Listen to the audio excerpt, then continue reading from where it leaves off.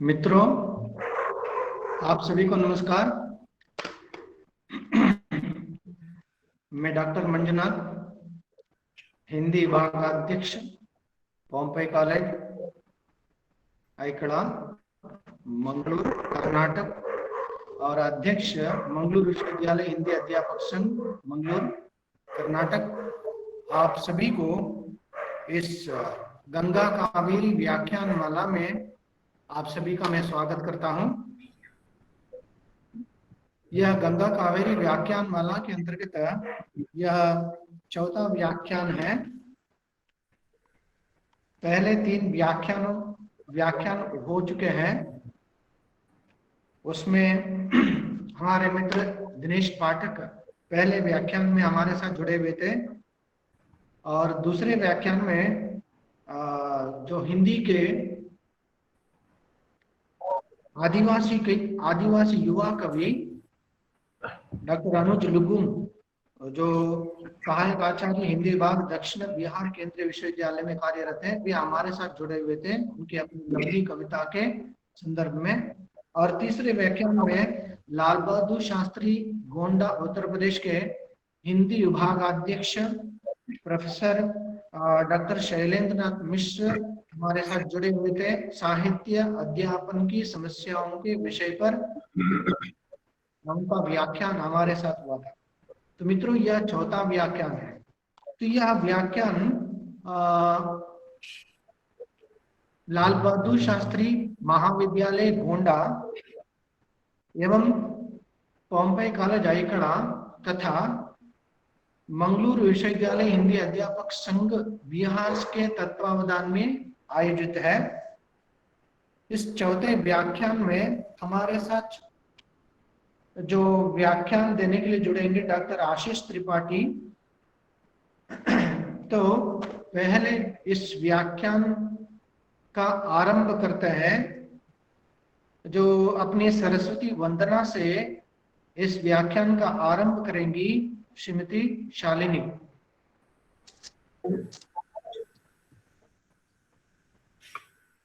महागणपतिं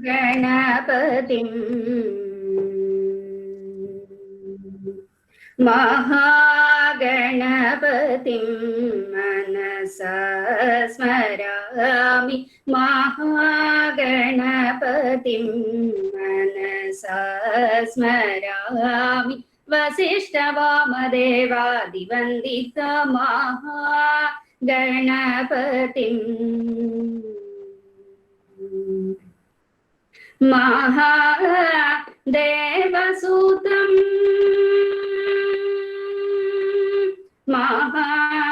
महादेवसूतं गुरुगुहनुतं, महादेवसूतं गुरुगुहनुतं, मारकोटि प्रकाशं शान्तं, महाकाव्यनाटकदिप्रियम्, महाकाव्यनाटकदिप्रियं, मूषिकवाहनमोदकप्रियं, महाकाव्यनाटकदिप्रियं, मूषिकवाहनमोदकप्रियं, महागणपतिं मनसा स्मरामि, वसिष्ठवामदेवादिवन्दित महागणपतिम्।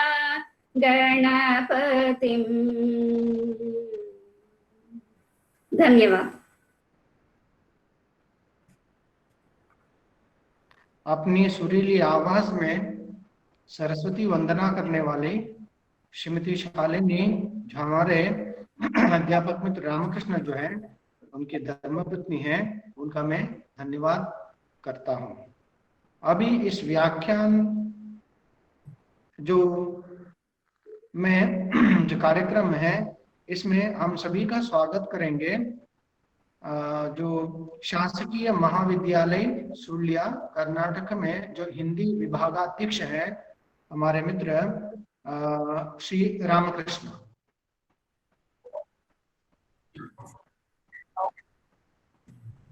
सबको मेरा प्रणाम। गंगा कावेरी व्याख्यान माला कार्यक्रम के इस तीसरे उपन्यास में आप सबका स्वागत है।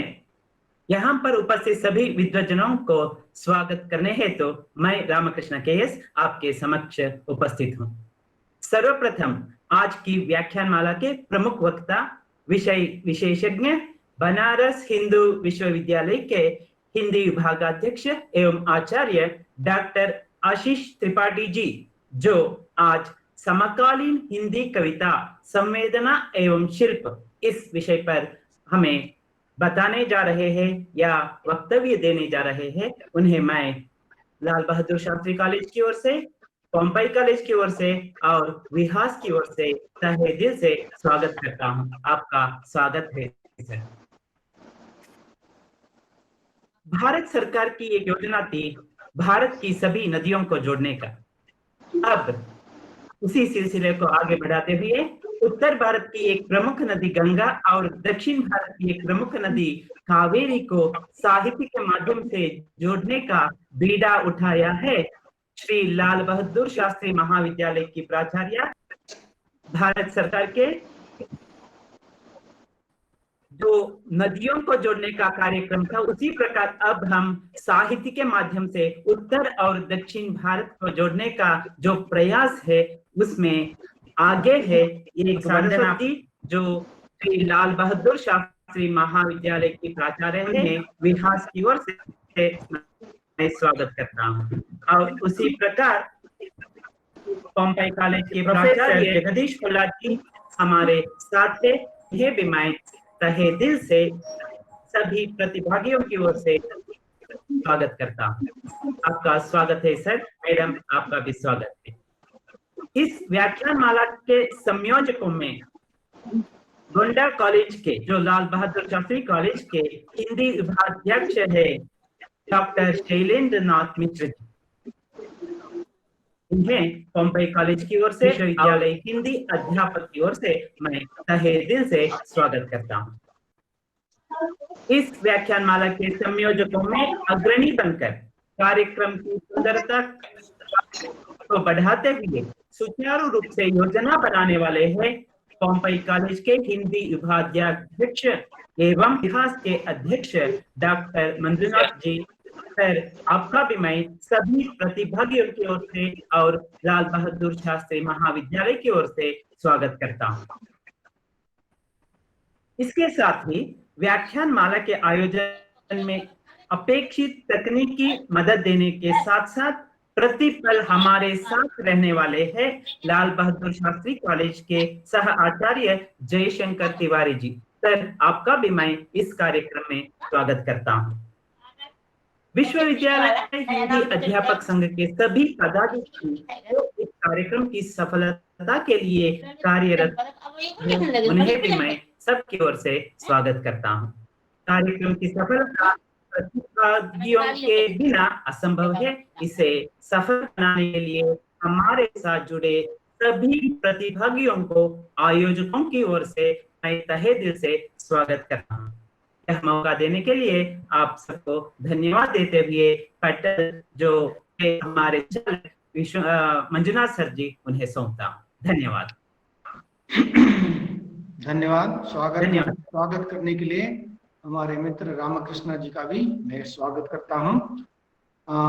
जो हमारे साथ जुड़े हुए हैं हमारे मित्रों से एक निवेदन है, कृपया अपना माइक जो है म्यूट करके रखिए, तब आप अच्छी तरह से सुन पाएंगे। यह हमारी ओर से अनुरोध है। तो कार्यक्रम को आगे बढ़ाते हुए श्री लाल बहादुर शास्त्री महाविद्यालय गोंडा उत्तर प्रदेश के प्राचार्य डॉक्टर वंदना सारस्वत जी हमारे साथ जुड़ी हुई हैं। मैं उनसे निवेदन करता हूं कि वे इस कार्यक्रम के लिए मतलब इस व्याख्यान में अपना शुभाशीष दें।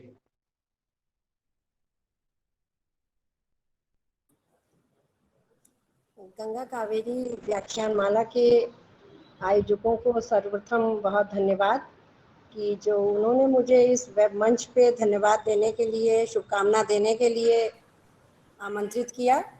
और निश्चित रूप से उत्तर को दक्षिण से जोड़ने का जो प्रयास, ये भगीरथ प्रयत्न किया गया है, श्री लाल बहादुर शास्त्री डिग्री कॉलेज गोंडा के विभागाध्यक्ष श्री शैलेंद्र नाथ मिश्रा जी एवं पॉम्पे कॉलेज के आयोजकों द्वारा वो बहुत अधिक सराहनीय हैं। और इसके पहले वाली व्याख्यान माला में डॉक्टर शैलेंद्र जी को सुना था हम लोगों ने, और निश्चित रूप से बहुत ही सारगर्भित, बहुत ही तथ्यपूर्ण और ज्ञानवर्धक उनका व्याख्यान था। आज डॉक्टर आशीष जी जो BHU के हैं, समकालीन हिंदी कविता, संवेदना और शिल्प पर उनका व्याख्यान है।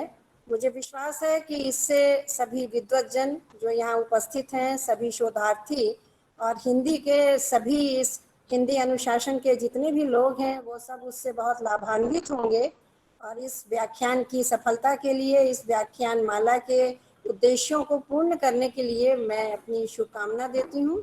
बहुत बहुत धन्यवाद और सभी को सादर अभिवादन। धन्यवाद मैडम। आपकी शुभकामनाओं के लिए मैं अपने कॉलेज की ओर से और मंगलूरु विश्वविद्यालय हिंदी अध्यापक संघ की ओर से और उसके साथ साथ लाल बहादुर शास्त्री महाविद्यालय की ओर से भी मैं आपको धन्यवाद देता हूँ। तो मित्रों, हमारे इस गंगा कावेरी व्याख्यान माला के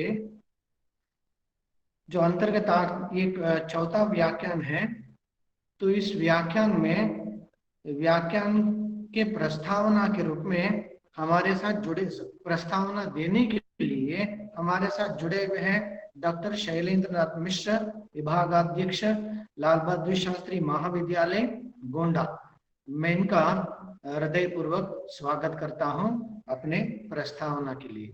माला के लिए मैं दोनों संस्थानों को, दोनों महाविद्यालयों को, पोम्पई कॉलेज और लाल बहादुर शास्त्री कॉलेज के कैमरा थोड़ा ठीक कीजिए सर, कैमरा थोड़ा ठीक कीजिए।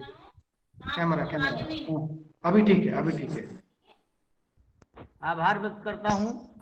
इस ज्ञान के संगम में हमारा ये चौथा व्याख्यान होने जा रहा है और बड़ा महत्वपूर्ण व्याख्यान है। समकालीन कविता के बड़े विद्वान और विशेषज्ञ हैं प्रोफेसर आशीष त्रिपाठी जी।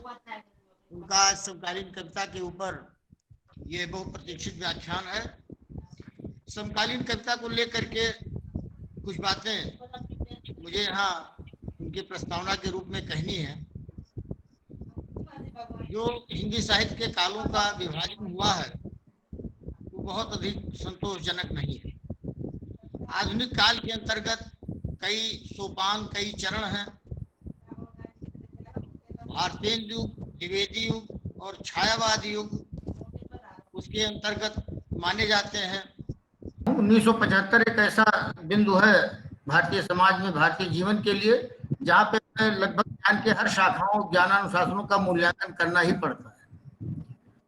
1975 में आपातकाल के आने के बाद 2000 तक जो स्थितियां थी उसमें हमने दशकों में मूल्यांकन करके काम चलाया है।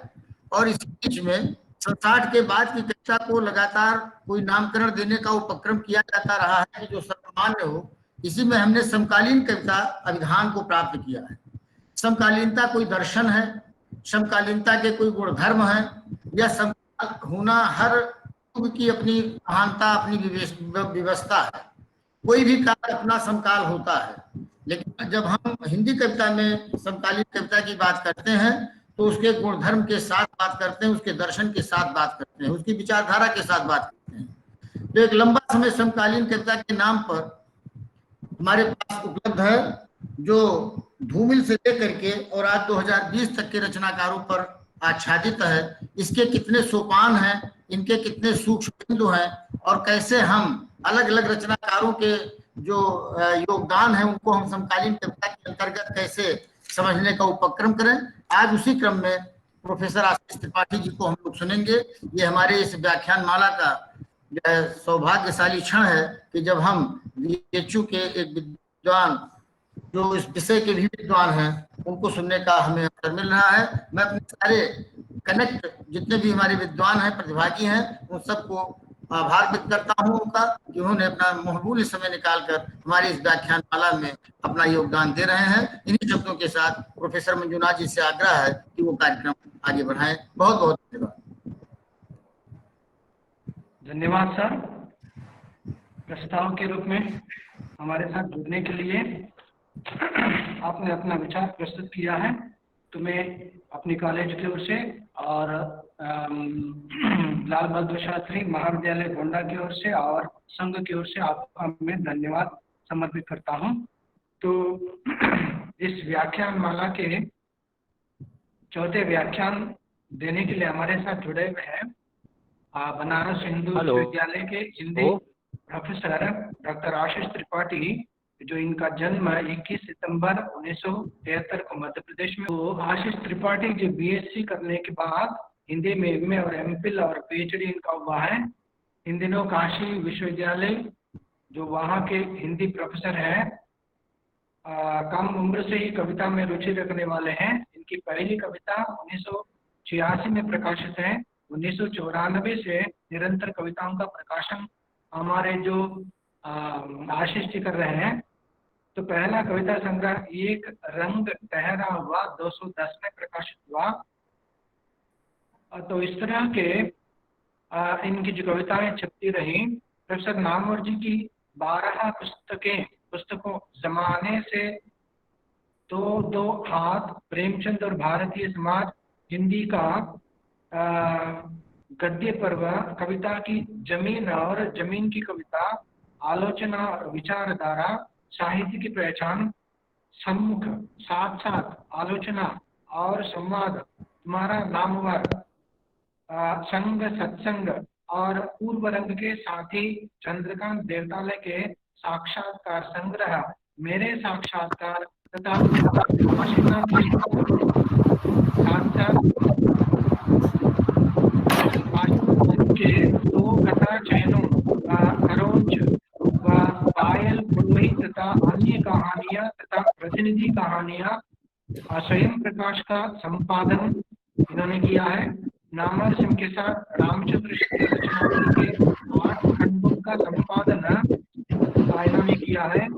और आशा के एक दिन पुनर्मूल्यांकन का इनके द्वारा संपादन हुआ है। तो ये हमारे आज के जो वक्ता है डॉक्टर आशीष जी, मैं इनको बहुत सम्मान पूर्वक आज के व्याख्यान के लिए इनका मैं स्वागत करता हूँ। सर आशीष सर जी, नमस्कार सबको। क्या आप मेरी आवाज सुन पा रहे हैं? नमस्कार। तकनीकी वरदान की वजह से थोड़ा लेट हो गया है। नमस्कार, आप बोलिए सर। मंजुनाथ जी, आप मेरी आवाज सुन पा रहे हैं? तिवारी जी? हाँ, हम सुन पा रहे हैं सर, हम सुन पा रहे हैं सर, बोलिए सर। जी जी, आवाज आ रही है सर। चलिए, बहुत बहुत शुक्रिया आपका। गंगा कावेरी व्याख्यान माला की चौथी कड़ी में मैं आप सभी दोस्तों का जो देश के विभिन्न हिस्सों से इस आयोजन में जुड़े हुए हैं, उनका स्वागत और अभिनंदन करता हूं। श्री लाल बहादुर शास्त्री महाविद्यालय गोंडा, पॉम्पे कॉलेज एकला मंगलुरु कर्नाटक और मंगलुरु विश्वविद्यालय हिंदी अध्यापक संघ, ये 3 संस्थाएं हैं जो ये व्याख्यान माला आयोजित कर रही हैं। मैं इन तीनों संस्थाओं का और इससे जुड़े हुए अधिकारियों का धन्यवाद देता हूं कि उन्होंने मुझे इसमें आमंत्रित किया और अपनी बात कहने का अवसर दिया।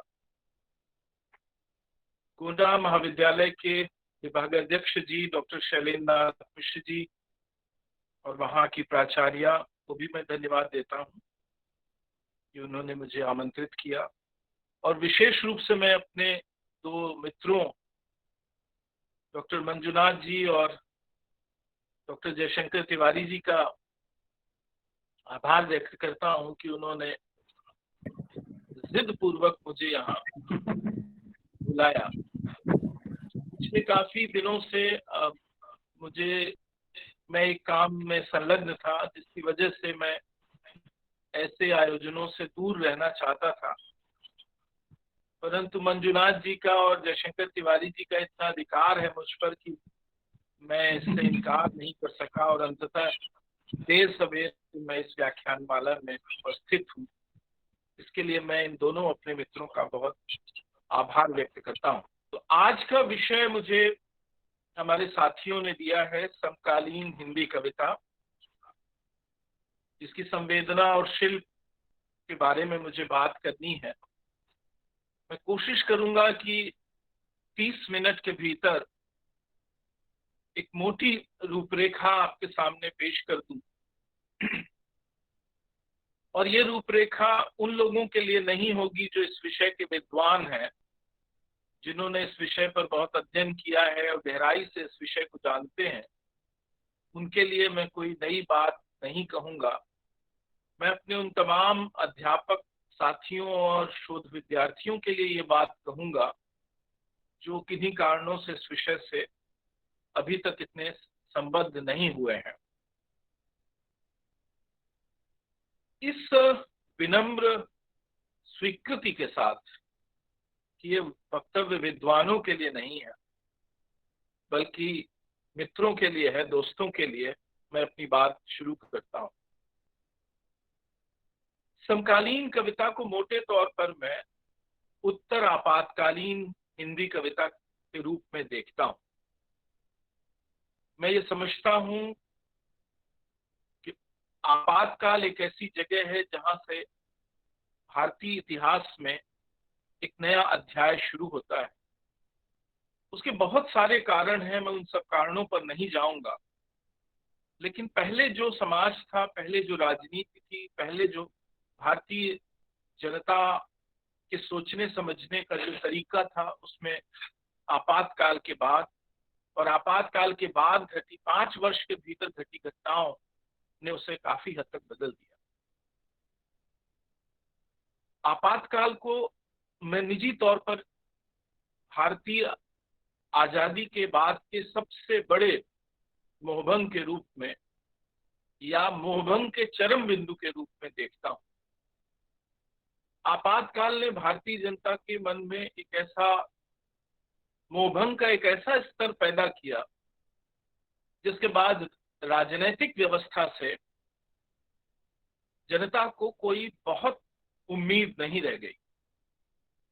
इस नाउम्मीदी को 2 और कारणों ने बहुत गहरा बनाया। आपातकाल के थोड़ा पहले से भारत में संवैधानिक रास्ते से, यानी कि जो संसदवाद का रास्ता है, उसके रास्ते से एक विकल्प खड़ा करने की कोशिश की जा रही थी। 1967 के विधानसभा चुनाव में इस बात को पहली बार परिलक्षित किया गया था कि आजादी के बाद भारतीय व्यवस्था की जिम्मेदारी जिस शासक वर्ग पर है, उस शासक वर्ग को बदलकर एक विकल्प चुना जाए और ये देखा जाए कि वो भारत की सत्ता व्यवस्था को कैसे चलाती है। आपातकाल के बाद 1977 में हुए आम चुनावों और केंद्र में पहली गैर कांग्रेसी सरकार के गठन और 2.5 वर्ष के भीतर 2 प्रधानमंत्री और अंततः तमाम तरह की टूट-फूट ने उस सपने को भी, उस विकल्प को भी चूर-चूर कर दिया। आपातकाल के विरुद्ध संपूर्ण क्रांति का जो स्वर उठा था और संपूर्ण क्रांति के कारण जो जनता पार्टी की सरकार बनी थी, जिसमें बहुत सारे दलों का समावेश था, 2.5 वर्ष के उनके शासनकाल ने इस विकल्प पर, इस विकल्प से भी एक मोहभंग पैदा किया। इसलिए एक मोहभंग आजाद भारत का नेतृत्व कर रहे भारतीय राष्ट्रीय कांग्रेस से, और दूसरा मोहभंग जनता पार्टी से, यानी पहले विकल्प से। इसके साथ ये भी कि 1967 में नक्सलबाड़ी आंदोलन के परिणाम स्वरूप एक और तरह का विकल्प भी सामने उभर कर आया था। लेकिन 1977, 78, 79, 80 आते आते नक्सलबाड़ी आंदोलन के इतने हिस्से हो गए और नक्सलबाड़ी आंदोलन इतने तरह के विचलनों और विपथनों का शिकार हो गया कि वह जो विकल्प था या जो विकल्प संभव था, उस विकल्प से भी जनता का मोहभंग हो गया। इसलिए जो बहुस्तरीय मोहभंग है, विकल्प, सभी तरह के विकल्पों से मोहभंग, इससे ही समकालीन भारत की शुरुआत होती है। एक खास तरह की नाउम्मीदी से समकालीन भारत की शुरुआत होती है। मैं अक्सर इस प्रसंग में गालिब का एक शेर याद करता हूं, कोई उम्मीद पर नहीं आती, कोई सूरत नजर नहीं आती। ये जो कोई सूरत नजर नहीं आती,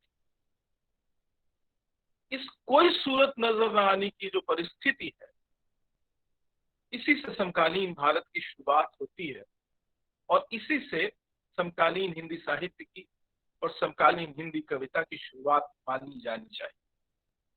1975 से 1980 का समय एक संधिकाल के रूप में यदि आप रेखांकित करें तो 1980 से या आप 1975 से ही समकालीन हिंदी कविता की शुरुआत मान सकते हैं।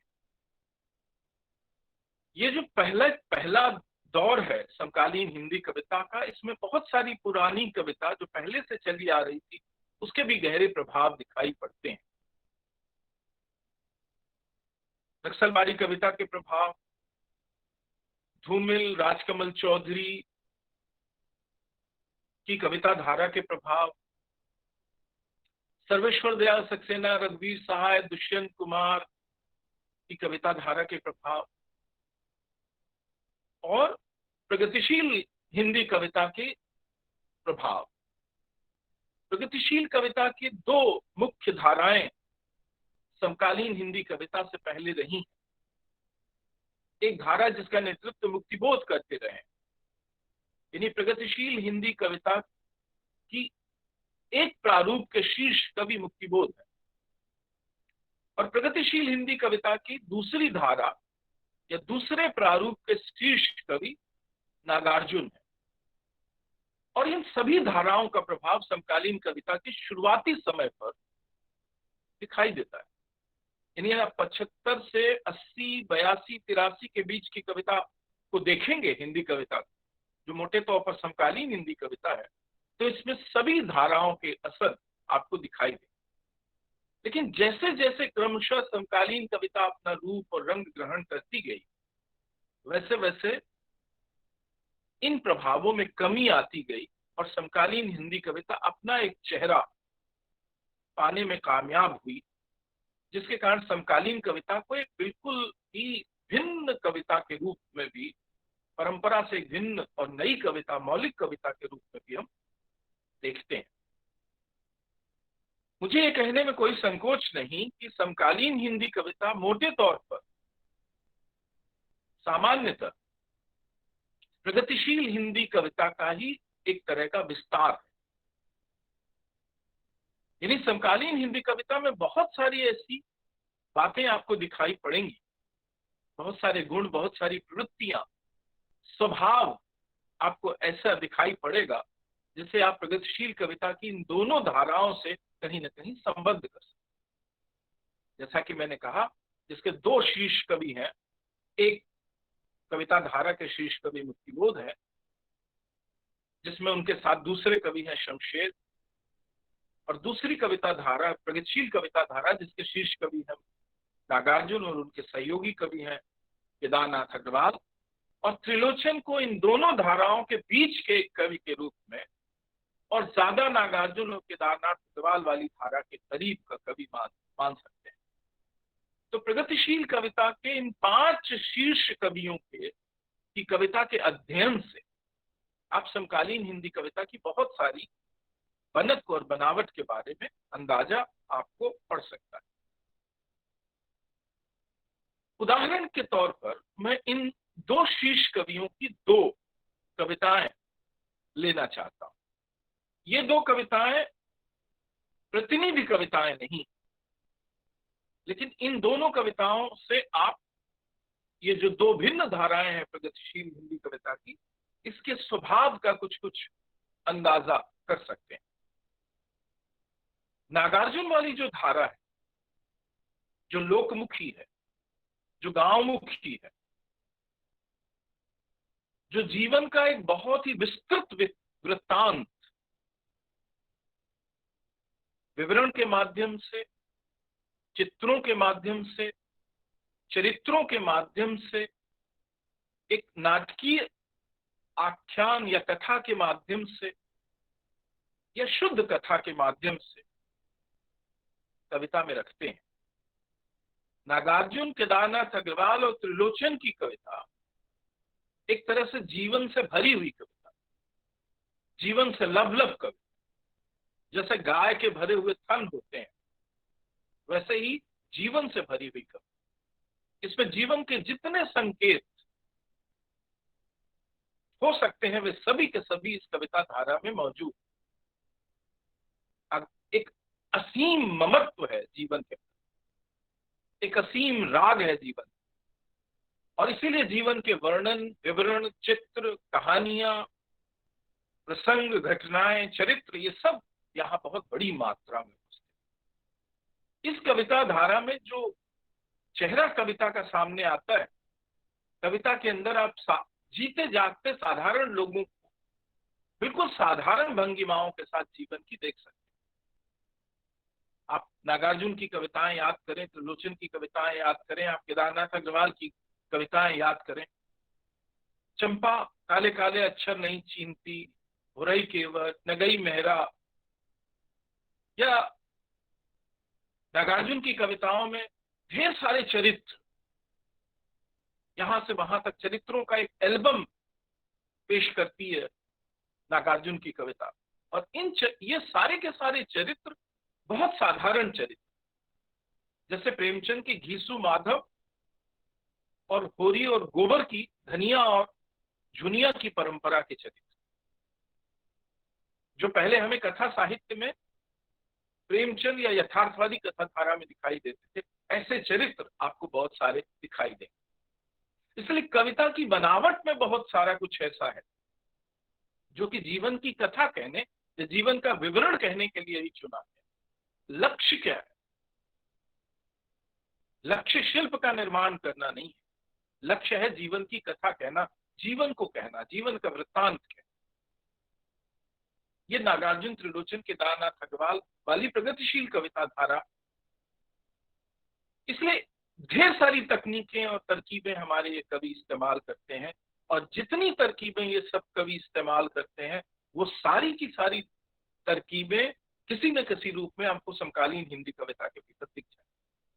आपको समकालीन कविता के भीतर भरे हुए गाय के थनों की तरह ये जीवन से भरी हुई कविता, जीवन के वृत्तांत, साधारण लोग, साधारण लोगों की बातचीत, साधारण लोगों के जीवन प्रसंग, साधारण घटनाएं, साधारण वस्तुएं, साधारण सब कुछ भरा हुआ है, जैसे साधारण लोगों की जिंदगी का एक महा एल्बम पेश करती है समकालीन हिंदी कविता, जो वस्तुतः नागार्जुन, त्रिलोचन और केदारनाथ अग्रवाल वाली प्रगतिशील हिंदी कविता धारा से प्रेरित है। उदाहरण के तौर पर नागार्जुन की वो कविता याद कीजिए जिसका शीर्षक है यह दंतुरित मुस्कान। आप सबको ये कविता याद होगी क्योंकि बहुत पढ़ी गई कविता है, और इस कविता में एक छोटे बच्चे से एक बातचीत है। ये बातचीत एक रिस्पॉन्स है। बच्चे को पहली बार देखने से एक पुरुष के मन में, कविता में ये तो साफ नहीं है कि वो पुरुष उस बच्चे का क्या है, साफ साफ ये बात नहीं कही गई, लेकिन एक ऐसा अनुमान होता है कि शायद ये बच्चे का पिता है। यह पिता नहीं है तो बहुत ही निकट संबंधी है, और इस निकट संबंधी ने बच्चे को पहली बार देखा है। कविता ये सवाल पैदा करती है कि पहली बार क्यों देखा? शायद इसलिए देखा है पहली बार क्योंकि ये जो पिता है या ये पिता तुल्य व्यक्ति है, ये लगातार घर से बाहर रहा। कविता में कहा है एक जगह, जो कविता का वाचक है मैं, वो एक जगह कहता है चिर प्रवासी मैं इतर मैं अन्य। ये जो चिर प्रवासी मैं इतर, भिन्न और अन्य, ये कविता एक बच्चे से बातचीत है, एक पिता या पिता जैसे एक व्यक्ति का एक रिस्पॉन्स है। लेकिन आप देखिए कि इस कविता के बहाने साधारण लोगों की एक पूरी जीवन कथा हमारे सामने उभर कर आती है। इस कविता के पीछे विस्थापन और प्रवासन झेलने वाले अनगिनत साधारण लोगों की जीवन कथाएं पीछे छुपी। बरसों बरस लोग अपने घरों से रोजगार की तलाश में या किन्हीं किन्हीं कारणों से बाहर रहते हैं, और यहाँ तक कि वे अपने बच्चों को कई कई साल तक देख नहीं पाते। और ये अनुपस्थिति जो पिता की है या पिता जैसे व्यक्तियों की जो अनुपस्थिति है, वो सारी की सारी बच्चे के जीवन की जिम्मेदारी डाल देती है उस औरत पर जिसे माँ कहकर इस कविता में संबोधित किया गया। और वो जो कृतज्ञता है उस व्यक्ति के मन में, मैं के मन में कृतज्ञता है उस स्त्री के प्रति जिसने बच्चे का पालन किया। धन्य तुम, माँ भी तुम्हारी धन्य। ये कृतज्ञता बहुत गहरी कृतज्ञता है। प्रवास और विस्थापन के दौरान एक स्त्री उस पुरुष की थाती के रूप में इस बच्चे को संभाले रखती है, भविष्य के परिवार के लिए उसे संभाले रखती है, संततियों की ये विषपेल को संभाले रखती है वो औरत, जबकि उसकी खुद की निजी जिंदगी में कितने तरह के प्रलोभन हो सकते थे। तो जिसे हम सामान्यतः माइग्रेशन कहते हैं, प्रवास या विस्थापन कहते हैं, और आधुनिक युग में पूंजीवादी प्रभावों से पूरी दुनिया में करोड़ों लोगों का विस्थापन हुआ है और करोड़ों लोग लगातार विस्थापित हो रहे हैं। तो ऊपर की सतह पर दिखाई देता है कि ये कविता बच्चे से प्रेम की, स्नेह की कविता है। और यह भी, इस कविता को पढ़ते हुए आपको सूरदास की या तुलसीदास के उन बच्चों के प्रति लिखी गई उन कविताओं को आप याद करते हैं जहां राम और कृष्ण जैसे मिथकी चरित्र या देवता भी छोटे छोटे बच्चे हैं, जहां कवि अपनी कविता में उन्हें छोटे बच्चों की तरह, शिशुओं की तरह, बालकों की तरह चित्रित कर, वो सब कविता आपको याद आ सकती है इस कविता को पढ़ते हुए। धन्य तुम, माँ भी तुम्हारी धन्य, चिर प्रवासी मैं इतर मैं अन्य। तो ये कविता प्रवास से उपजे हुए दुख और करुणा को भीतर समोए हुए, लेकिन करुणा को व्यक्त करने का एक तरीका होता है जहां भावुकता चरम पर होती है और वो कविता की सतह पर दिखाई देती है। जैसा कि छायावादी कवियों ने भावुकता का जो रूप इस्तेमाल किया, करुणा का जो रूप इस्तेमाल किया, लेकिन यहाँ ये जो कवि नागार्जुन, त्रिलोचन, केदारनाथ अग्रवाल जैसे कवि या मुक्तिबोध और शमशेर जैसे कवि जब करुणा का इस्तेमाल करते हैं तो वह भावुकता को बहुत ही गंभीरता से और संवेदनशीलता से बरतते हैं। और यह समकालीन हिंदी कविता का एक बहुत ही प्रभावशाली गुण है। आप समकालीन हिंदी कविता के बहुत सारे कवियों, राजेश जोशी, अरुण कमल, मंगलेश डबराल, विष्णु खरे, एकांत श्रीवास्तव, कुमार अंबुज, बद्री नारायण से लेके अनुज लुगुन और बिल्कुल नए से नए कवियों तक आप देखेंगे तो देखेंगे आप कि जो भी कवि प्रगतिशील हिंदी कविता धारा से सीखते हैं वे भावुकता का बहुत ही संयत, करुणा का बहुत ही संयत और गहरा इस्तेमाल करते हैं। इसलिए भावुकता कहीं भी भावोच्छ्वास में बदलती नहीं। तो इस कविता के पीछे एक करुणा है, प्रवासन की करुणा, प्रवासन से उपजी हुई करुणा। बहुत दिनों तक बाहर रहने के बाद घर लौटकर आने की खुशी में जो करुणा समाई रहती है, अपने बच्चों को पहली बार कई साल बाद देखने से जो एक ऊपरी तौर पर बहुत खुश होने के बावजूद जो करुणा का एक सैलाब आपके भीतर उमड़ता है, वो करुणा इस कविता दिखाई देती है। इसीलिए ये कविता भारतीय परिवारों की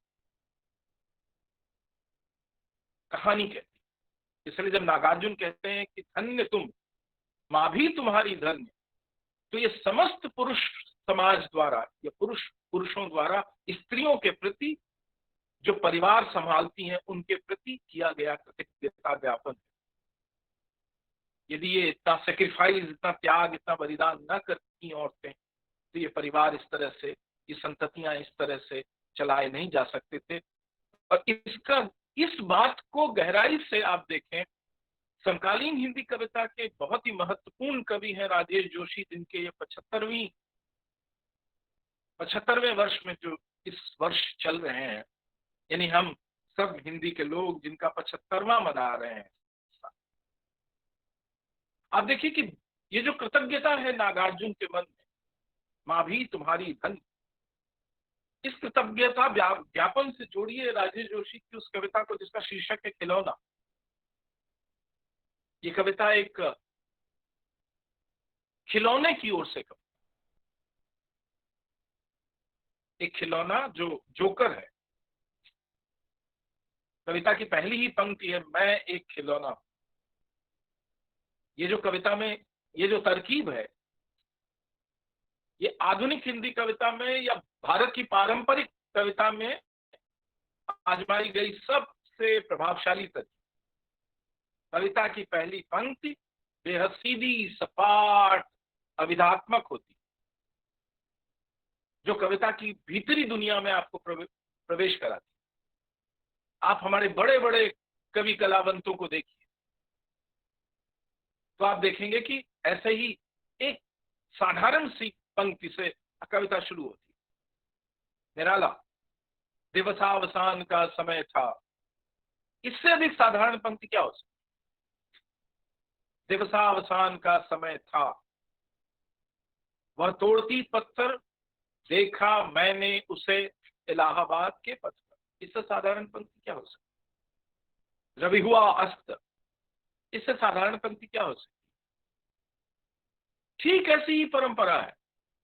कविता में पहली पंक्ति इतनी साधारण कि आपको पता ही न चले कि आप कविता पढ़ रहे हैं या अखबार, गद्य पढ़ रहे हैं या कुछ और चीज की चिट्ठी पढ़ रहे हैं, कि आप नाटक देख रहे हैं। और राजेश जोशी की यह कविता शुरू होती है, मैं एक खिलौना हूं। और ये खिलौना एक लंबा बयान है खिलौने की ओर से। फिर आपको लौटा के ले चलता हूं उस दुनिया की ओर जो परंपरा, समकालीन हिंदी कविता अपनी परंपरा से कैसे सीखती है। दूसरे कवि, प्रगतिशील हिंदी कविता धारा के दूसरे शीर्ष कवि मुक्तिबोध ने बहुत अधिक अपनी आलोचना में और अपनी कविताओं में एक शब्द इस्तेमाल किया, फैंटेसी। मुक्तिबोध की कविताओं के लिए इस्तेमाल, और बरसों बरस लोग सर टकराते रहे कि ये फैंटेसी क्या है, कैसे समझे फैंटेसी। फैंटेसी कुछ नहीं है। फैंटेसी एक रूपक कथा है,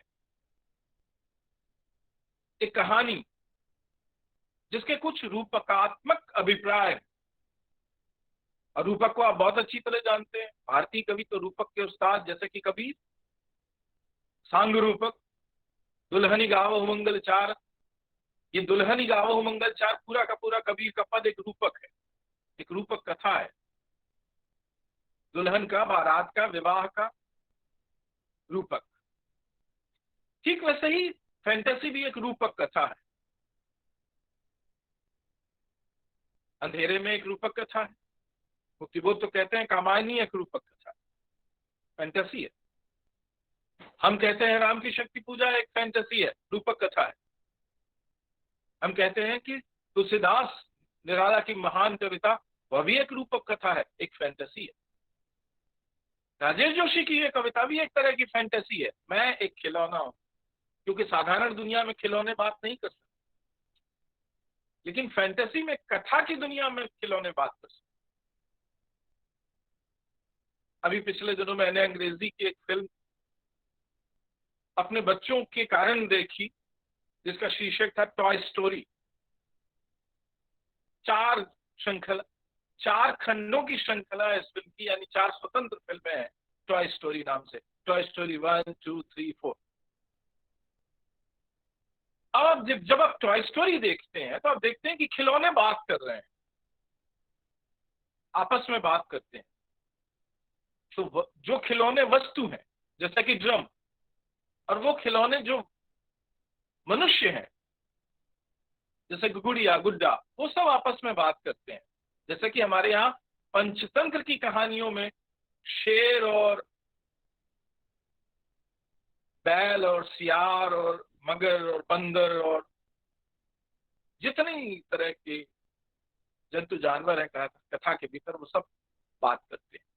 पेड़ बात करते हैं जैसे पक्षियों से, पक्षी जैसे बात करते हैं पेड़ों से, वह ये जो कथा परंपरा है, इसलिए इसमें ये भारत के लिए कोई अजनबी चीज नहीं। भारत जैसे मुल्क कि राजेश जोशी की कविता की पहली पंक्ति में आप पढ़े, मैं एक खिलौना हूं, और अब के लिए बहुत सहज है, और तब हम जानते हैं कि ये भारतीय परंपरा से पैदा हुई एक फैंटेसी है, एक रूपक कथा है। और इस कविता के भीतर खिलौना अपनी जीवन कथा बताता है, जैसा कि टॉय स्टोरी कहानी फिल्म के भीतर हम देखते हैं, बात करते हैं।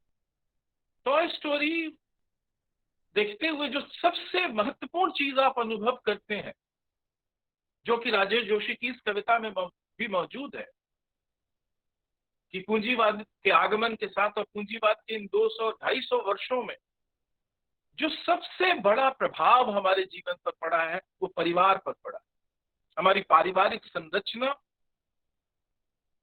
टूट कर बिखरने को, पहले संयुक्त परिवार टूटे, संयुक्त परिवारों के स्थान पर सामासिक परिवार बने, अब सामासिक परिवार भी टूटने की कगार पर है। संयुक्त परिवार से टूटकर जो न्यूक्लियस फैमिलीज, एकल परिवार बने थे, वे भी अब टूटने के कगार पर हैं। अब बहुत दबाव है परिवारों, और परिवार यदि चलते भी रहते तो परिवार में कोई किसी के साथ उस तरह से जिम्मेदारी पूरी नहीं कर पाता जैसे कि वो पहले। एकल परिवार में पिता काम करता है, माँ भी काम करती है, एक बच्चा है या 2 बच्चा है, वे स्कूल चले जाते हैं, उनमें आपस में संबंध रखते हैं, चलिए बहुत ही कम स्पेस और बहुत ही कम जगह में। तो कविता का ये जो लंबा वृत्तांत है राजेश जोशी की कविता का, जिसका शीर्षक है खिलौना, ये संयुक्त परिवारों के टूटने के बाद और एकल परिवारों पर पड़ रहे इस भयानक पूंजीवादी दबाव के बीच जो बचपन है, और बचपन जिस तरह से खतरे में है, और उस बचपन में कैसे बच्चे अपने एकांत को, अपनी मनुष्यता को बचाए रखने की कोशिश के क्रम में खिलौनों के पास जाते। खिलौने दुनिया की, जब से मनुष्य में परिवार का, टेक्नोलॉजी का आगमन हुआ होगा, तब से मिट्टी के, पत्थर के, लकड़ी के खिलौने बनते रहे। क्योंकि जब आप भारतीय मूर्ति कला को देखते हैं तो जो पुरातन हमारी मूर्तियां हैं, हमारे पुरातन जो चित्र हैं, चाहे वो अजंता एलोरा के हों या भीमबेटका के हों, वहां कुछ कुछ चित्रों में आपको इस तरह के कुछ खिलौनों के संकेत मिलते हैं।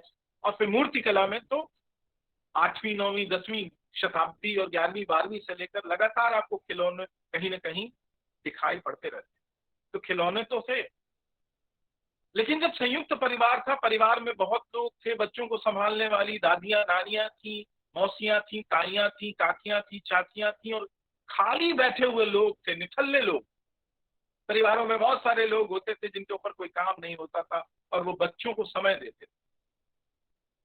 बहुत सारे उसकी दुष्परिणाम भी होते थे जीवन पर, लेकिन बच्चे आत्यंतिक रूप से खिलौनों पर निर्भर नहीं थे।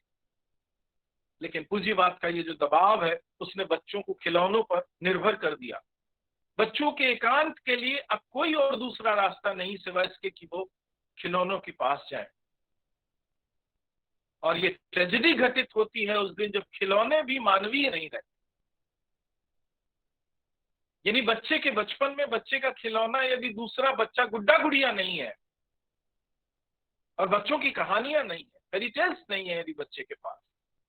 अब देखिए, हिंदी के सबसे विलक्षण कवि, आधुनिक हिंदी कविता के सबसे अबूझ माने जाने वाले कवियों में से एक शमशेर बहादुर सिंह ने बच्चों की एक कहानी का हिंदी में अनुवाद किया,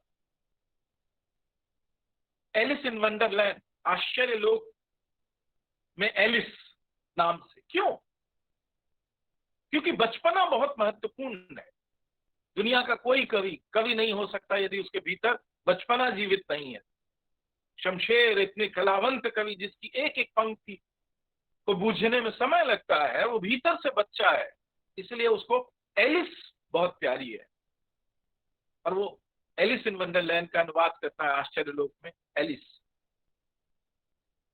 राजेश जोशी हमें ये बताते हैं कि यदि बच्चों के खिलौने भी मानवीय न रह जाए, एक जमाने में हमारे खिलौने होते थे गुड्डा गुड़िया और बच्चे खेलते थे घर का खेल, तब बच्चों के खिलौनों में घर बनाना, गैस चूल्हा, तवा, रसोई, चिमटा, और वो लड़कियां ये खेल खेलती थी और बच्चे खेलते थे। स्कूटर मोटरसाइकिल के खिलौने हुआ करते थे, जोकर के बंदर के खिलौने होते थे।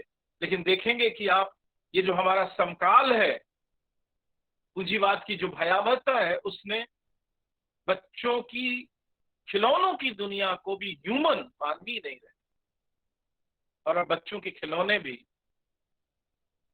वैसे ही हो गए जैसे जिंदगी है हमारी हिंसा और हत्या से भरी।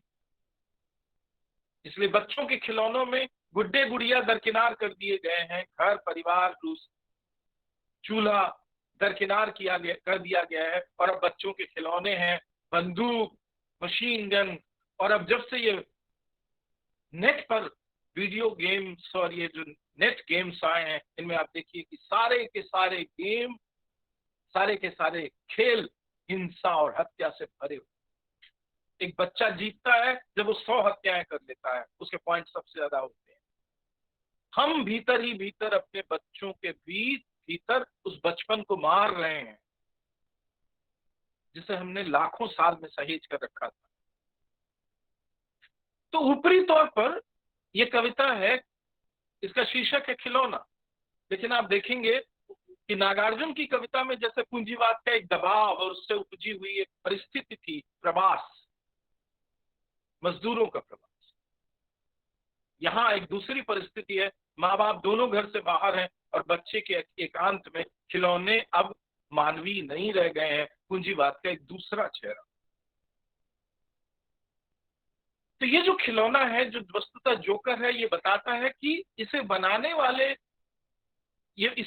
वाला आदमी जो एक सॉफ्टवेयर इंजीनियर था, सॉफ्टवेयर डिजाइनर था, युवा इंजीनियर, ये कुछ भी बना सकता था, कोई भी काम कर सकता था, पर इसने ये चुना कि वो खिलौनों की दुनिया में जाए, क्योंकि वो बच्चों के बचपन को बनाना चाहता था और उसे मालूम था कि जैसे जैसे दुनिया आगे बढ़ेगी, यानी पूंजीवाद और अधिक तीव्र होता जाएगा और अधिक भयानक होता जाएगा, वैसे वैसे बच्चे अकेले होते जाएंगे। राजेश जोशी कहते हैं, बच्चे अकेले होते जाएंगे लगातार।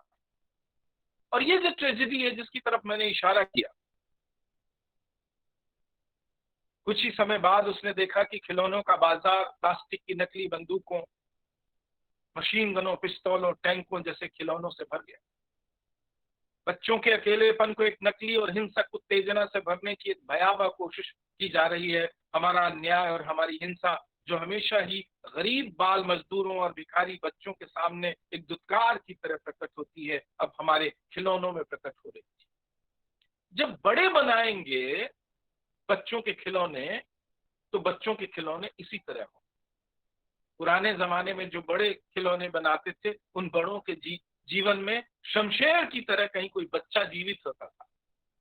और अब जो लोग बना रहे हैं खिलौने या वीडियो गेम्स, वे सब सिर्फ व्यापार कर रहे हैं और उनके बीच में, उनके भीतर से वो बचपना गायब है। वो एक दुत्कार और एक हीन भावना है उन तमाम चीजों के प्रति जो चीजें मनुष्य के जीवन का निर्माण करती हैं। तो बहुत ही गंभीरता से ये कविता, आप देखेंगे कि ये दोनों कविताएं बच्चों से कनेक्ट होती हैं, बचपन से कनेक्ट होती हैं, और दोनों कहीं ना कहीं परिवार संस्था पर पूंजीवाद के दबावों को बयान।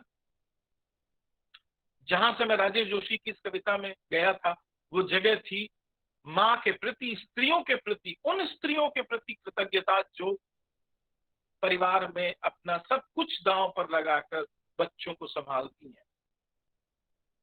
जब नागार्जुन कहते हैं धन्य तुम्हारी माँ धन्य है, तो वो सिर्फ एक व्यक्ति की कृतज्ञता नहीं है, एक प्रवासी मजदूर की कृतज्ञता नहीं है, बल्कि वो पूंजीवाद की मार से पिस रहे करोड़ों लोगों, करोड़ों पुरुषों द्वारा की गई कृतज्ञता है।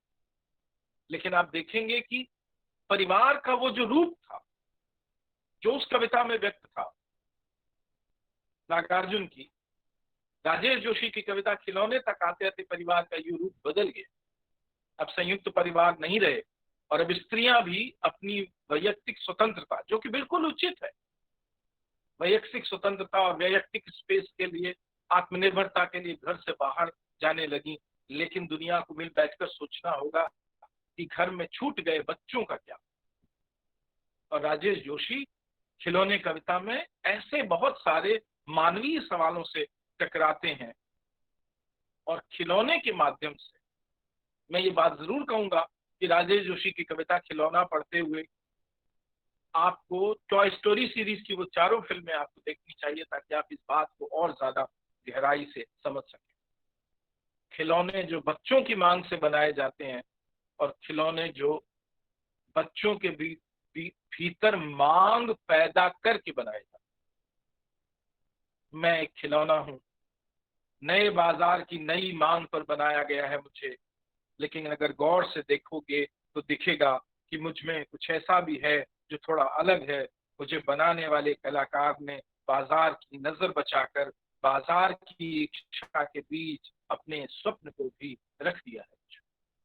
हम सब जो पूंजीवाद के इस भयानक दबाव के युग में रह रहे हैं, अंत में हमें जीवन जीने के लिए यही मार्ग चुनना होगा,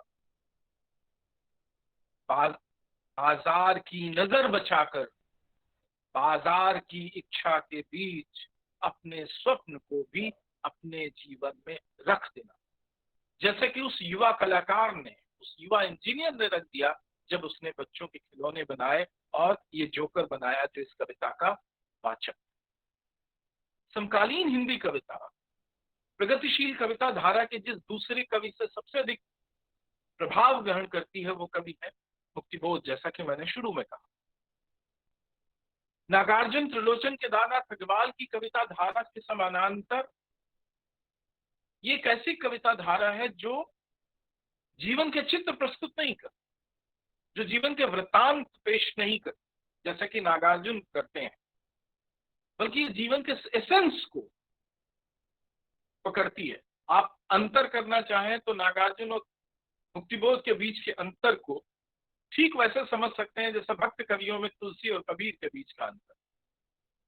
तुलसी जीवन कथा के कवि, जीवन चित्र के कवि हैं, जीवन वृत्तांत के कवि, इसलिए उनकी कविता में जीवन का विवरण यहां से वहां तक आपको विस्तृत रूप से फैला हुआ मिलेगा। लेकिन कबीर की कविता जीवन वृत्तांत की, जीवन कथा की, जीवन चित्र की कविता नहीं है। वो जीवन की कविता है, लेकिन वहां जीवन एसेंस रूप में मौजूद है, जिसे हम हिंदी में सत कहते हैं। और ये जो एसेंस है उसके प्रति रिस्पॉन्स है कबीर की कविता।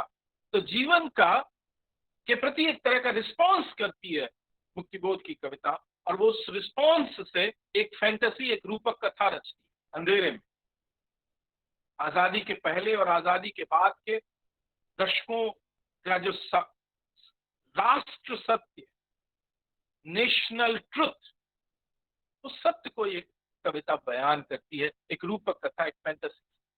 भूल गलती भी एक रूपक कथा है। वो आजादी के बाद की जो भारतीय व्यवस्था है उसका एक रूपक गढ़ती है और कहानी के माध्यम से पेश करती है। ब्रह्म राक्षस एक रूपक कथा है, एक फैंटेसी है। एक भूतपूर्व विद्रोही का आत्मकथन एक फैंटेसी है। बहुत सारी मुक्तिबोध की कविताएं और ज्यादातर कविताएं फैंटेसी है, रूपक कथा है, जहां जीवन नागार्जुन और त्रिलोचन की तरह साफ साफ दिखाई नहीं पड़ता, परंतु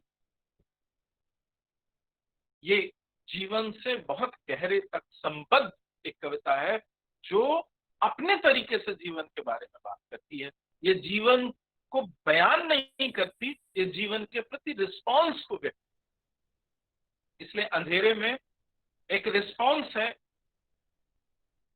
आजादी के बाद के सत्य, भूल गलती एक तरह का रिस्पॉन्स है आजादी के बाद की भारतीय व्यवस्था, ब्रह्म राक्षस एक तरह का रिस्पॉन्स है समूची की समूची ब्राह्मणवादी ज्ञान परंपरा के प्रति, भूतपूर्व विद्रोही का आत्मकथन एक रिस्पॉन्स है समूची विद्रोह परंपराओं के प्रति। इस तरह एक रिस्पॉन्स करती है कविता। मुक्तिबोध की बहुत सारी महत्वपूर्ण कविताएं हैं जिन्हें जरूर पढ़ा जाना चाहिए।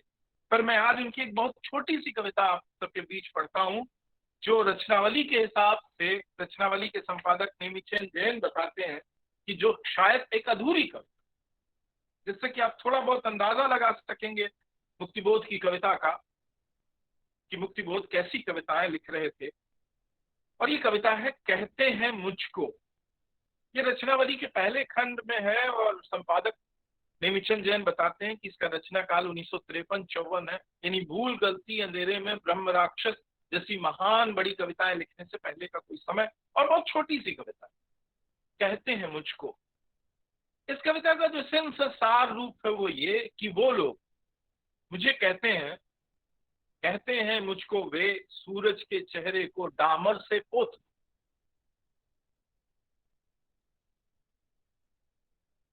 अजीब सा बिंब है, सूरज के चेहरे को डामर से पोत।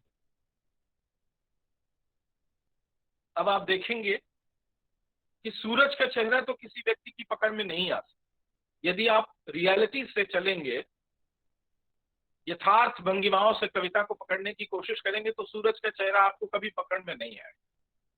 लेकिन यदि रूपक कथा से चलेंगे तो सूरज आपको पकड़ में आ जाएगा। जैसा कि भारतीय मिथक कथाओं में सूरज एक पति है, एक परिवारी है, और वो रोज सुबह अपने 7 घोड़ों वाले रथ से निकलता है दुनिया की परिक्रमा करने, और शाम को अपने घर पहुंच जाता है पत्नी के घर। ये जो रूपक कथा है, इसी तरह की एक रूपक कथा से मुक्तिबोध को समझेंगे तो सूरज के मुंह पर डामर पोती जा सकती। अब यदि ये पंक्ति आपको समझनी है तो आपको सबसे पहले कविता के भीतर जो मेटाफर एलिमेंट है, रूपक तत्व है, और रूपक तत्व जब विस्तृत होता है तो जैसे वो कहानी का रूप गढ़ लेता है।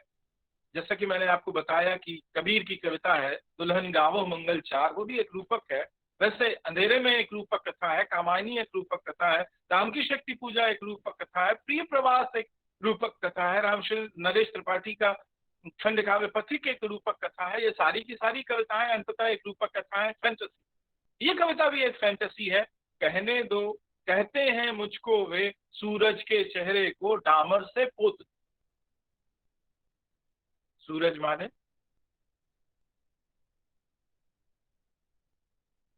मैं कहूं कि सूरज माने आजादी, सूरज माने स्वतंत्रता, समानता, न्याय, बंधुत्व और लोकतंत्र का सूरज, जिसके बारे में मुक्तिबोध के पूर्वज कवि निराला कहते हैं रवि हुआ अस्त सूरज डूब गया। और मैं हमेशा कहता हूं कि ये सूरज, वो सूरज नहीं डूबा है, ये सूरज डूबा है ये 5 महान जीवन सत्यों का सूरज। उपनिवेशवाद के पूंजीवाद, उपनिवेशवादी पूंजीवाद कहता था कि हम ये लाएंगे। फ्रांस की राज्य क्रांति से नारे उपजे थे स्वतंत्रता, समानता और बंधुत्व। और जब कवि कहता है भारत का तीसरी दुनिया का पिछड़ा हुआ एक गुलाम मुल्क का एक नागरिक निराला, तो कहता है सूरज डूब गया। और ये सूरज मैं कहता हूं स्वतंत्रता का सूरज है।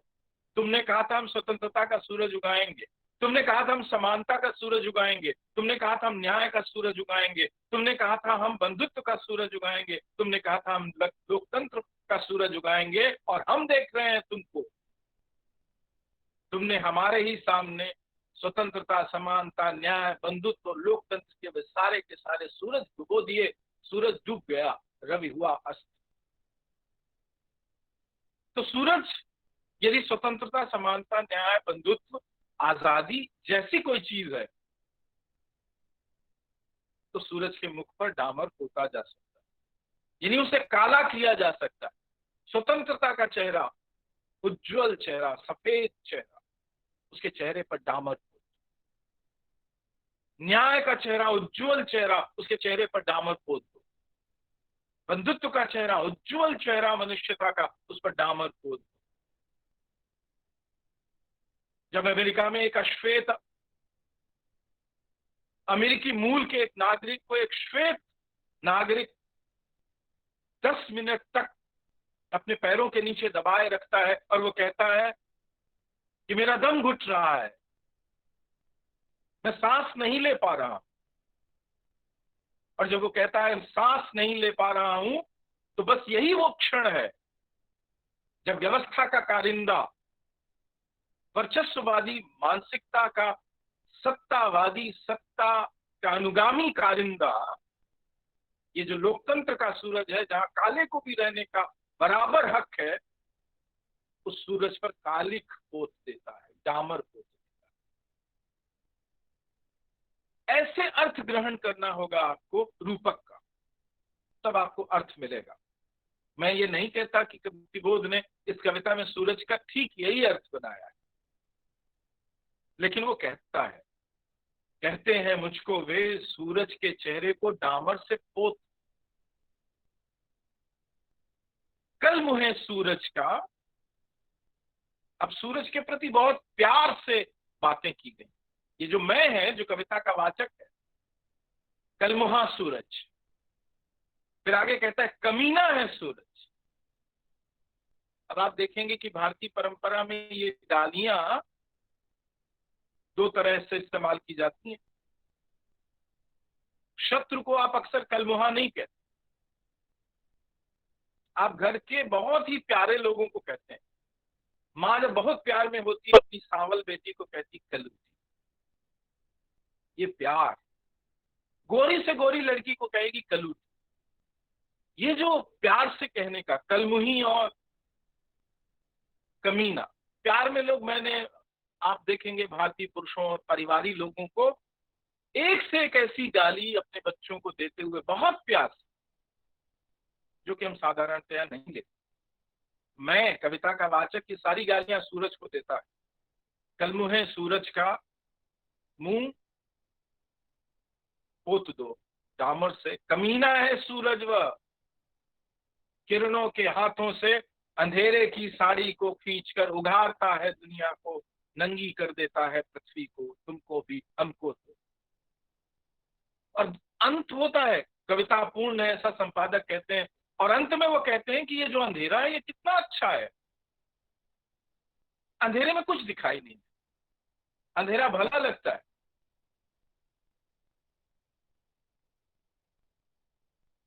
जब इसकी व्याख्या करने चलेंगे, अंधेरा अंधेरा किसे भला लगता? कौन नहीं चाहता उजाले में चला जाए, और सूरज उसे उजाले में ले आता है, अंधेरा खत्म कर दे। यदि इस दुनिया में लोकतंत्र का सूरज तब चमकेगा, स्वतंत्रता, समानता, न्याय, बंधुत्व का सूरज चमकेगा, तो लोगों के जीवन से परतंत्रता का अंधेरा, असमानता का अंधेरा, अन्याय का अंधेरा, तमाम तरह की तानाशाहियां और सामंतशाहियां झेलते हुए लोगों के बीच से इन सब चीजों का अंधेरा छटेगा। दुनिया में समाजवाद कायम होगा तो तमाम तरह के अंधेरे नष्ट होंगे। कौन नहीं चाहता है? कौन चाहता है अंधेरों में? गुलामी में रहना कौन चाहता है? परतंत्रता कौन चाहता है? अन्याय कौन चाहता है? कोई नहीं। किसे पसंद है अंधेरा? कविता कहती है अंधेरा रहता है तो अच्छा है। इसलिए एक जटिल अर्थ तक कविता ले जाती, जैसा कि अक्सर मुक्तिबोध की कविताएं करती। मुझे अरुण कमल की एक कविता याद आती है। बस्तर के एक आदिवासियों को, उनके पहले कविता संग्रह अपनी केवल धार में ये कविता है। बस्तर के आदिवासियों की एक छोटी सी खबर से कविता पैदा होती है। बस्तर के एक आदिवासी गांव में बिजली लगने गई है 70 के दशक में, और आदिवासी कहते हैं हमें बिजली नहीं चाहिए। जिसे तुम समझते हो कि वो उजाला पैदा करेगा, वो असल में आदिवासी समझते हैं कि ये अंधेरा पैदा करेगा। तुम्हारे लिए बिजली रोशनी है, लेकिन आदिवासी समझते हैं कि तुम ये जो बिजली का पुल गाड़ कर जो तुम ले जाओगे, ये हमारे जीवन में अंधेरा पैदा। ज्ञानेंद्र प्रति समकालीन हिंदी कविता के प्रमुख कवि हैं। उनकी कविता है झारखंड के पहाड़ों का रण निरोधन, जिसमें वो बताते हैं कि जो सड़कें जाती हैं आदिवासी गांव पर, ये पूंजीवादी व्यवस्था की लोलुप जीव है, जिससे कि उन गांवों को लीलने के लिए पूंजीवादी व्यवस्था तैयार है। तो तुम जिसे विकास कहते हो, यानी उजाला, आजकल तो बहुत अधिक विकास के नाम लिया जाता है। विकास एक बहुत ही लोकप्रिय शब्द है राजनीतिक शब्दावली, पर तुम जिसे विकास कहते हो, सड़क बना देना चाहते हो गांव तक, वो सड़क क्या है?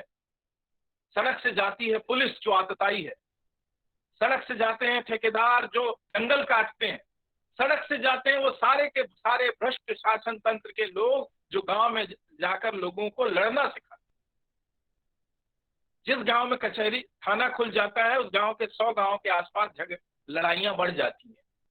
ये भारतीय समाज व्यवस्था का मूल्यांकन करने वाले हमारे बहुत सारे विद्वान जिन्होंने औपनिवेशिक युग में और औपनिवेशिक संरचना का अध्ययन किया वो बताते हैं हमें कि थाना नहीं था तब तक लड़ाई नहीं थी, लेकिन जिस दिन थाना खुला उस दिन से लड़ाइयों की वो बाढ़ आ गई।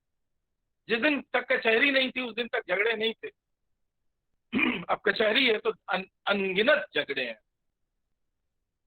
अंधेरा और उजाले का जो कॉन्सेप्ट है, पूंजीवाद जिसे उजाला कहता है और पूंजीवाद से पीड़ित जनता जिसे उजाला मानती है, दोनों में फर्क होगा। और मुक्तिबोध की यह कविता बहुत कॉम्प्लेक्स में जाने की बात करती है। चूंकि कविता अधूरी है इसलिए इसकी मुकम्मल यही अर्थ है ये कह पाना मेरे लिए कठिन।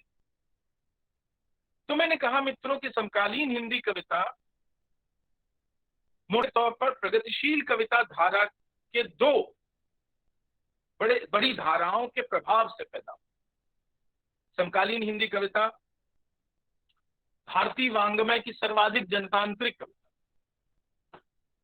समकालीन हिंदी कविता में जितने अधिक समुदाय, पिछड़े, दलित, आदिवासी, शूद्र और इनके भीतर जो तरह तरह की विभाजन है, उनसे जितनी बड़ी मात्रा में कवि आए हैं और जितनी बड़ी मात्रा में इन आबादियों की बात की जा रही है, वो एक तरह से असंभव घटना थी।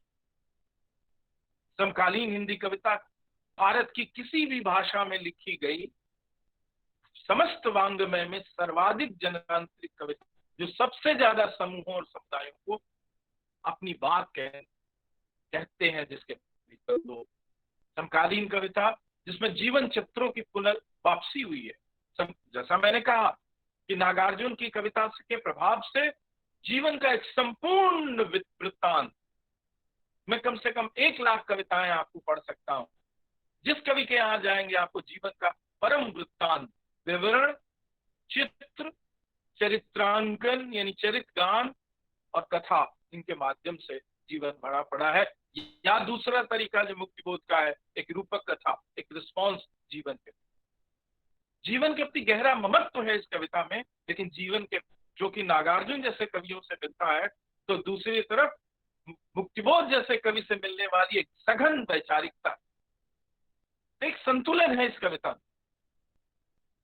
इस कविता के भीतर आपको मुक्तिबोध की उत्तरजीविता भी मिलती है और नागार्जुन की उत्तरजीविता भी मिलती है, और ये दोनों कवि इस कविता में बहुत ताकतवर ढंग से, दोनों प्रगतिशील कविता धाराएं बहुत ताकतवर ढंग से मौजूद।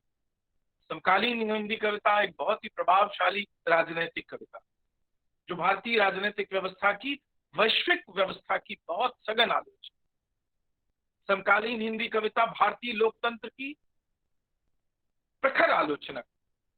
समकालीन कविता समाज व्यवस्था की गहन आलोचना। समकालीन हिंदी कविता हमें आत्मालोचन के लिए और सामाजिक आलोचना के लिए उकसाती है। समकालीन हिंदी कविता मध्यवर्ग की आत्मालोचन के एक भाव को प्रकट करती है, यानी इसके भीतर आपको मध्यवर्गीय आत्मालोचन के बहुत सारे स्वर आपको भीतर मिलते हैं। समकालीन हिंदी कविता समाज के शत्रुओं, जनता के शत्रुओं और प्रकृति के शत्रुओं और मनुष्यता के शत्रुओं की जबरदस्त पहचान करती है, शिनाख्त करती है और उनके विरुद्ध। इस अर्थ में यह वाल्मीकि से लेकर कबीर से होते हुए निराला और नागार्जुन और मुक्तिबोध की परंपरा की तेजस्वी कविता है। जन शत्रु, गण शत्रु, प्रकृति शत्रु के खिलाफ अनंत बातें हैं जो समकालीन हिंदी कविता के बारे में कही जा सकती हैं, और मैं कहते रह सकता हूं। मैंने तय सीमा से ज्यादा समय आपके बीच में लिया है, इस बात के लिए मैं माफी चाहता हूं और आपको बहुत धन्यवाद देता हूं कि आप सब यहाँ इतनी देर तक उपस्थित रहे और आपने इतनी देर तक मुझे सुना। मैं भाई जयशंकर तिवारी जी से आग्रह करूंगा कि यदि कुछ सवाल है इन सब पहलुओं पर और हमारे पास यदि समय है तो 5 से 10 मिनट हम इन सवालों को ले सकते हैं। धन्यवाद सर, बहुत बहुत धन्यवाद। मुझे लग रहा है हम बनारस हिंदू विश्वविद्यालय के जो एकेडमिक स्टाफ कॉलेज के कंप्यूटर लैब में बैठकर आपको सुन रहे हैं। तो लगता है हमारे जो सहचर के साथी हमारे साथ जुड़े हुए हैं उनको भी ऐसा लग रहा होगा, इसलिए मैं आपको बहुत बहुत धन्यवाद करता हूं सर। और अभी जो हमारे साथ जुड़े हुए हैं उन सभी साथियों से निवेदन है कि आपका कोई सवाल या कोई विचार, आप अपना विचार व्यक्त करते हैं तो स्वागत है।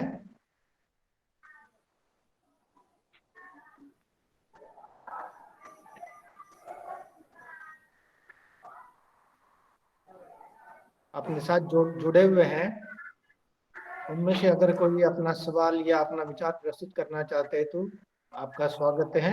या प्रश्न का जो समय है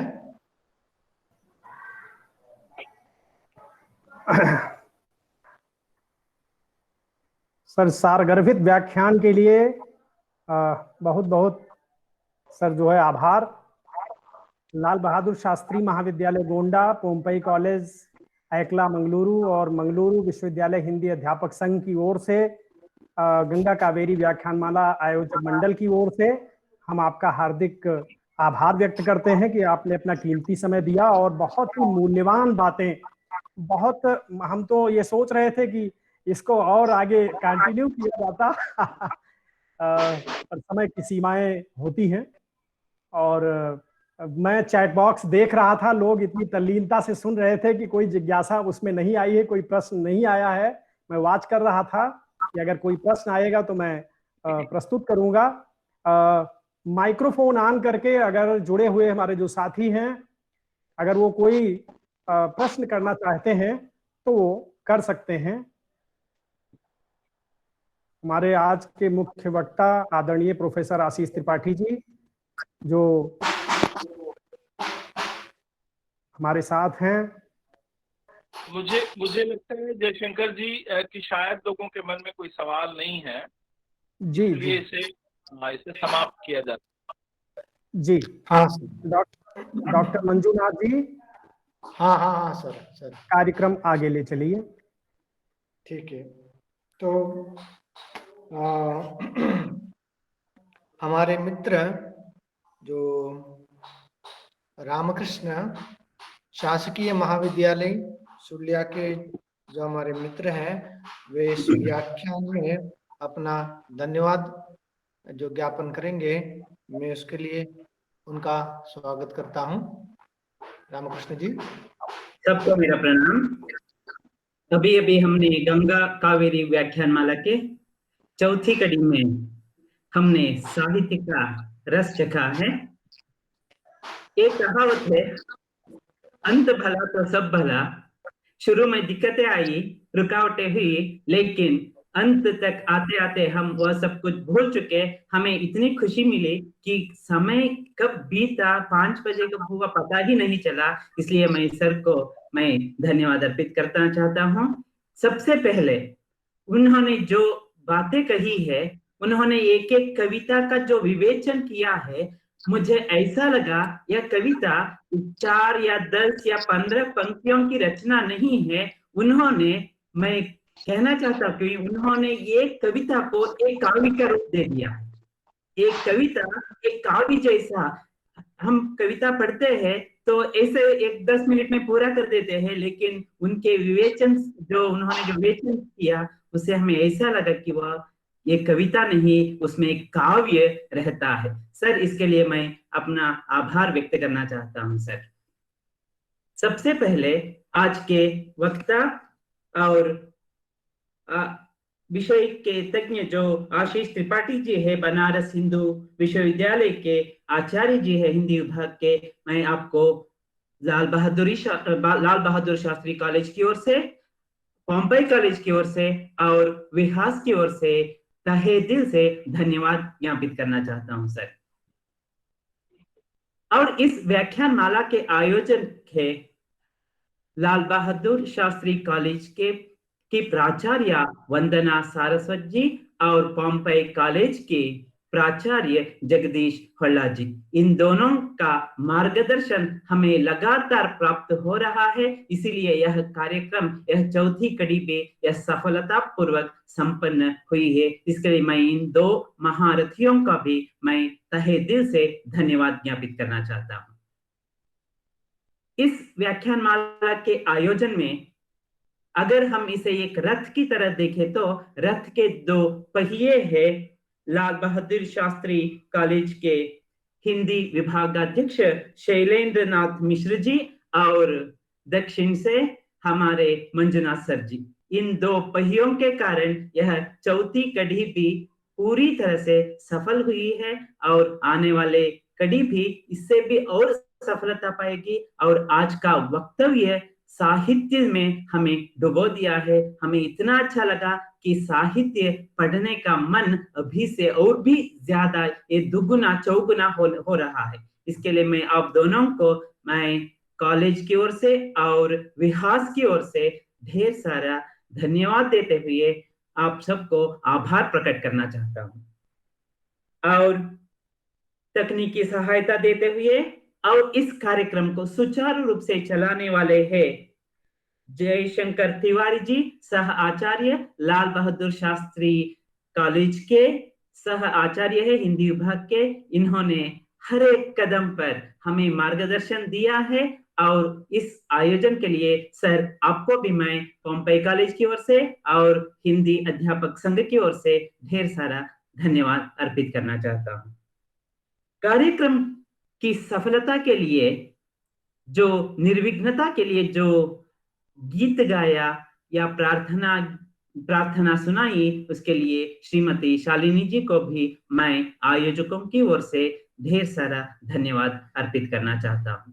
कार्यक्रम की सफलता होगी प्रतिभागियों से।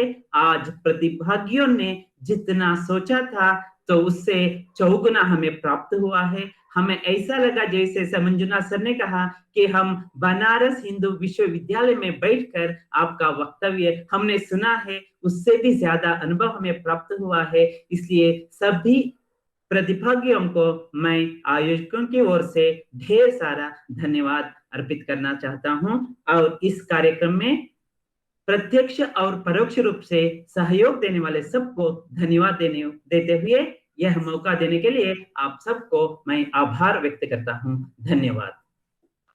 रामकृष्ण, धन्यवाद के लिए आपको भी धन्यवाद। जिसके आपने कहा कि हम बनारस हिंदू विश्वविद्यालय में बैठकर हम जो यह व्याख्यान सुन रहे थे, मगर वास्तव यह विचार है कि हम 21 दिन तक सच में हमारे जो साथ में जुड़े हुए सहचर साथी वे और हमारे मित्र जो जयशंकर तिवारी जी, हम सब एक मतलब 21 दिन तक वहां पर बैठ करके जिसके बनारस हिंदू विश्वविद्यालय के जो एकेडमिक स्टाफ कॉलेज है वहां के जो कंप्यूटर लैब में बैठकर हम सुन रहे थे। तो आज भी मुझे ऐसा लग रहा है कि उस लैब में बैठकर हम उनको सुन रहे हैं। 21 दिन तक हम, हमारे जो आयोजक थे 21 दिन तक उनको हम सुन रहे हैं। इसलिए बहुत बहुत धन्यवाद देता हूँ सर। धन्यवाद। तो इस व्याख्यान माला में इस महीने के अंतिम व्याख्यान है जो नाटक विमर्श पर व्याख्यान होगा। ताजमहल का टेंडर और मिस्टर अभिमन्यु को केंद्र में बनाकर व्याख्यान होगा। उस व्याख्यान के लिए हमारे साथ जुड़ेंगे डॉक्टर सत्यदेव त्रिपाठी, वरिष्ठ नाट्य आलोचक, पूर्व आचार्य एवं अध्यक्ष हिंदी विभाग SNDT विश्वविद्यालय मुंबई से। तो आप सभी से अनुरोध है कि इस व्याख्यान में भी आप हमारे साथ जुड़े रहिए।